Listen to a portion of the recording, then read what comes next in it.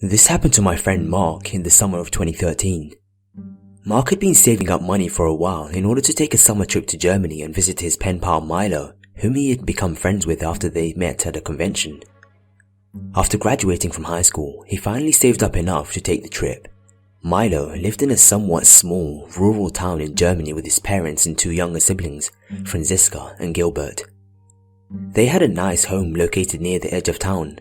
Mark had spent several years learning German, so he was able to adjust to living in Milo's hometown pretty quickly, though it also helped that Milo's family spoke a fair amount of good English here and there. Anyway, one night, about halfway through Mark's stay with Milo fell ill. It wasn't anything too serious, but it was enough to keep Milo inside the house for a week. Milo's parents went out to a dinner party with some friends, leaving Mark essentially in charge of the house in order to take care of the ill Milo, whilst watching over Franziska and Gilbert. Around 10:30 PM, Milo was fast asleep upstairs and Mark was on his computer downstairs. Franziska and Gilbert wanted to play outside for a bit, and they let Mark know what they were going to do. Mark told them to leave the back door open so he could keep a good eye on them from where he was. The two kids did as they were told, left the back door open, and ran out into the backyard with their flashlights. The backyard was big enough and was bordered on all sides by a chain-link fence. It was home to a few things like a small garden, a single tree, and a rusted shed in the corner that Milo's family hardly used anymore. Milo's father had talked about tearing it down for quite some time.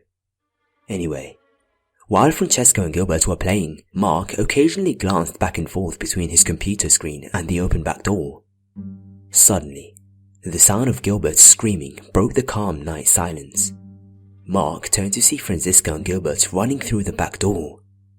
Chasing right behind them was a man wearing a dark hoodie and a mask similar to the ones the home invaders in The Strangers wore. The man reached forward and grabbed Franziska. With a spurt of adrenaline, Mark raced towards the man and kicked him straight in the belly. It was enough to stun him and make him let Franziska go. Mark pushed the man back outside and shut and locked the door in his face. The man began pounding at the door as Mark let Franziska and Gilbert upstairs. They ran into Milo's room, where Milo had just woken up from the commotion. Mark used his cell phone to call the local police as he closed and locked Milo's bedroom door. He then turned off the bedroom light and huddled with Milo and his siblings by the bed as he explained what was happening to the operator. Just then, the sound of the back door being kicked in echoed from downstairs. Everyone fell silent as they listened to the intruder stomp his way around the ground floor. Mark held his breath as he heard the intruder begin running up the stairs. He could then hear the intruder trying every door in the upstairs hallway. After what felt like an eternity, the intruder reached Milo's bedroom door and began fiddling with the doorknob. Mark readied himself as the intruder began slamming against the door. Then, bam! The door swung open, and the intruder marched inside. He raced towards Mark and the others. Mark and Milo quickly sprung into action. Franziska and Gilbert huddled on the bed and screamed while Mark and Milo entered a vicious struggle with the man. The man reached into his pocket and pulled out a knife, but Milo was able to knock it from his grasp. Then, in a moment of luck, Mark managed to overcome the intruder and make him lose his balance. The intruder fell forward, smashed through Milo's bedroom window, and fell 2 floors to the ground below. Mark looked out to see that, amazingly, the man had survived the fall. He quickly limped out of the backyard and disappeared into the darkness. The police arrived barely 2 minutes later. Thankfully, none of them were seriously hurt. Milo's parents were quick to have the back door and Milo's bedroom window repaired. They also had the doors and windows reinforced. 3 weeks later, a man wearing a dark hoodie and a mask was arrested a few towns over after breaking into a house in an attempt to kidnap a 12-year-old girl. Surprise, surprise, it was the same man who had attacked Mark and the others. Mark returned to America at the end of the summer and with many great stories to tell, but this particular event continues to haunt him to this day. He and Milo are still great friends and continue to write and call each other. From what I've heard, Milo's family has moved into a new house in a new town. Hopefully, they've been able to move on from this. The attacker is still serving a jail sentence. Mark, Milo, and myself by extension hope it stays that way. This is by far the most creepy thing that has ever happened to me to date. I usually feel fairly safe in my town, but this one incident has certainly awakened me to the fact that no place is perfectly safe. It was this New Year's Eve, just gone, when my friend called me and asked if I wanted to go to the New Year's Eve festival at the beach with her and her boyfriend. Being the kind of person who normally just stays at home and does nothing special for this particular holiday, I, of course, agreed. Every New Year's Eve, my town holds a festival at the beach in celebration. Rides and games are set up, bands play live music, and clubs hold late-night fancy dress parties, and at midnight, on the dot, a series of firework displays are put on for the public. Normally, thousands of people turn up, so the beach can get quite loud and crowded, but it's still a pleasant atmosphere all around. Before hanging up, my friend Jess asks if I will pick her up and her boyfriend Tyler on the way to the beach. She also lets me know that one of our other close friends is coming along and that we should go straight to her unit so that we can all walk down to the festival together. I tell Jess, no problem, and then go to get ready. In about half an hour I am ready. I do not yet have my license, and so I asked my dad if he would pick up my friends and drop us all off. He agreed. It only takes about 3 minutes to drive to my friend's place, and then a further 10 minutes to drive to my other friend's unit.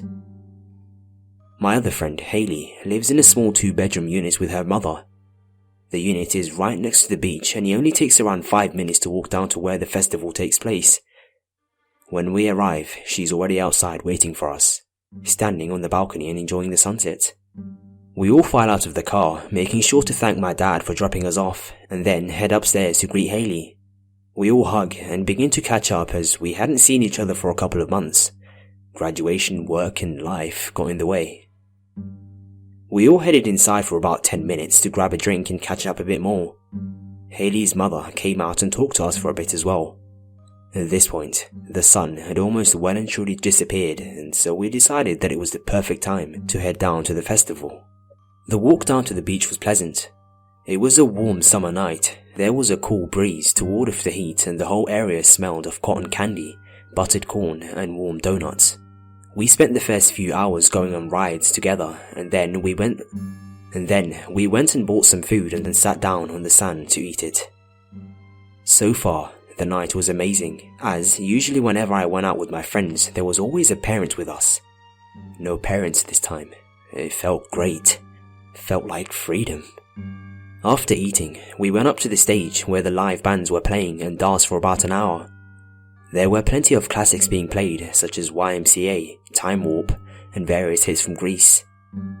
All in all, it was a really fun time. After an hour of dancing to music, the four of us decided to head back to Haley's unit for a drink of water, as we had spent all of our money. At this point, it was well and truly dark, around 11 o'clock, and the heat of the day had subsided to a pleasant warmth. We walked along the path merrily, saying Happy New Year to every passing group or cop. A few partygoers on the 4th floor of an apartment complex shouted, "Hope you have an epic New Year," drunkenly at us.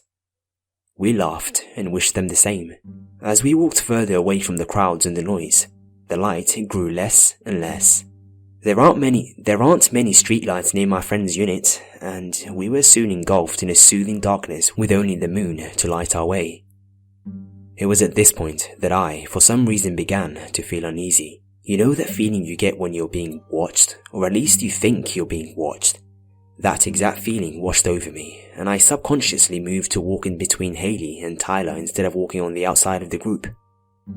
I shrugged off the feeling after that, attributing it to the fact that perhaps my ears were just used to the loud noises of the festival. They were, after all, ringing a bit. We ran into another group of people we knew from school along the way, and the feeling was completely forgotten. I had missed these people after graduation, and I immediately struck up friendly, light-hearted conversation. We parted ways as we made it to Haley's unit block and climbed the stairs to her unit. Haley's mother and mother's friends greeted us upon our arrival, and we all got a drink of water from the refrigerator before relaxing together on the couch. We were all a tad worn out at this point, and the fireworks weren't for another hour, so we decided to chill at the unit and head down to the beach at around 11:45. We all joked around and had a snack, and then Haley asked if she could sleep over at my place. I ring my folks, check if it's okay with them, and they give me the okay. My parents love Haley over. She's a very well-mannered person and likes to help out where she can. At 11:45, we all leave the units and begin heading down to the beach. We only get about a minute down the road before Haley says that she has forgotten her pain medication for her bad knee, which she is supposed to take before bed. At this point, Jess seems a little annoyed, but reluctantly agrees that we should go back so that we do not have to make another trip back to hers at the end of the night. We head back, and the whole way, Jess seems a little distant, like her mind isn't on the conversation at hand, and she's focused on something else. I am the most quiet and observant one of the group, so I notice her silence pretty quickly, since usually she's a big chatterbox. I ask her if she's alright, and she replies with, "Of course," and so I simply leave her to her thoughts. After retrieving Haley's pain medication, we head back out again. This time, Jess suggests we walk on the other side of the road where it's more well lit, and there are parents with their children on the playground. We think nothing of it and agree, as both Haley and I have poor night sight and a bit more light would be rather welcome. When we are halfway across the road, Jess mutters to us, "Don't look behind us." My first thought is that maybe there is a drunk with their pants down taking a piss against the wall or something, but then Jess adds, "Walk faster." I begin to feel uneasy and immediately obey her request, knowing that whenever Jess seriously tells us to do something, it's usually for a good reason. None of us look back, despite that nagging human instinct to look. I trust Jess. When we are across the road, I ask Jess what is wrong and what has her so on edge. She replies to me, "There is 3 guys in black hoodies following us. I recognize them from earlier." Earlier? I think to myself, puzzled. And then Jess explains that she saw those same 3 men when we came to the unit for water earlier. A chill runs down my spine at this, and I realize that my sense of being watched probably came from those men. What made me even more creeped out was the fact that they had waited all that time for us to come out. Unable to resist, I glance sideways out of my peripheral vision and my heart hammers in my chest when I notice the 3 men. They are indeed rather pointedly following us, and they have their hoods zipped up all the way to their chins. This would not be so unusual if not for the fact that it was a hot night, and they were wearing bandanas over their mouths and noses. I could not make out either of their facial features. This scared me. Jess prompts us again not to look, and suggests we walk even faster. We do so, despite the fact that Haley, Tyler, and I are all tall and strongly built people. I should mention now that I'm an 18-year-old female, and despite my build and reasonable strength, I understandably didn't want to tangle with 3 big unknown men dressed in all black with bandanas covering their features. It crossed my mind that they probably thought we were good targets. Jess was short and thin. They most likely heard that Haley needs pain medication. I walked with an obvious limp as I have arthritis in my right knee, and Tyler had his hands full, being the pack mule as they call it. Despite Jess's instruction, I can't help but give the occasional glance at the 3 men, and of course they continued to follow us. They had even increased their pace to nearly match ours, and kept looking over at us. I think they meant to intimidate us, as they made it quite obvious that they were staring at us.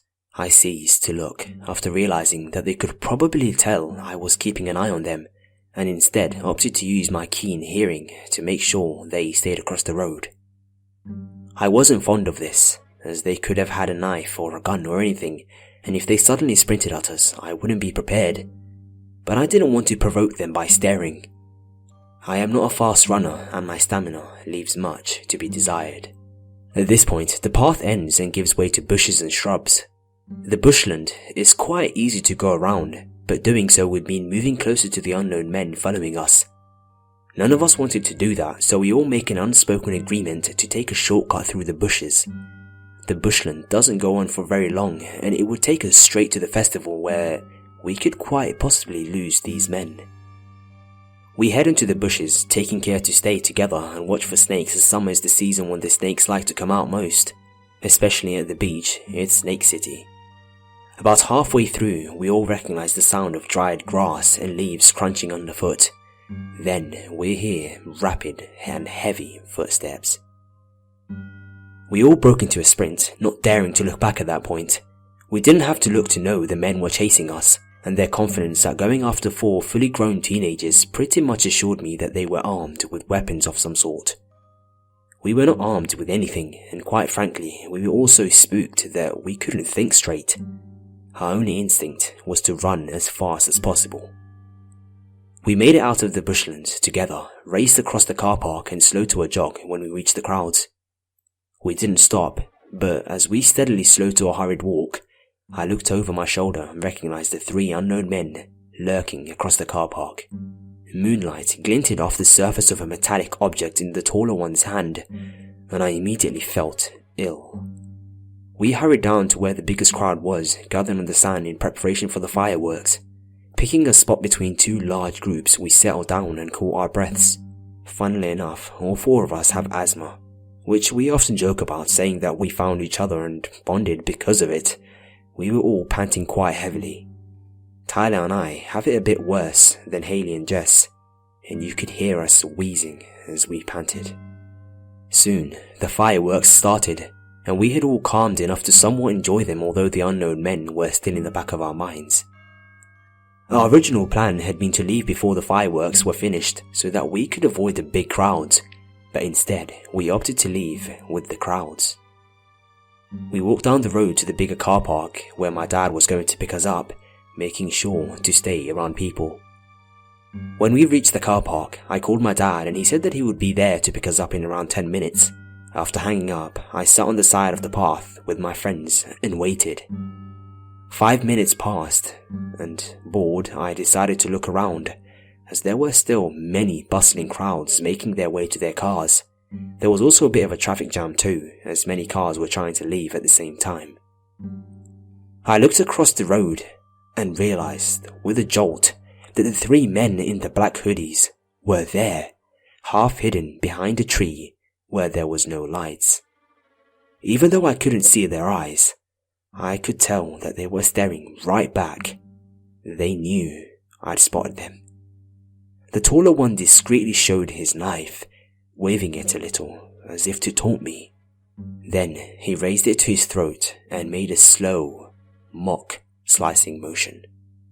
I quickly told my friends and we moved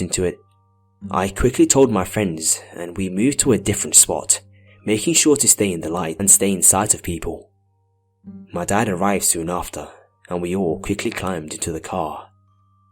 None of us spoke a word of what happened, and since then I haven't had any issues with anyone following me or my friends. It still gives me the creeps though. Whoever those men were, their intentions could not have been good.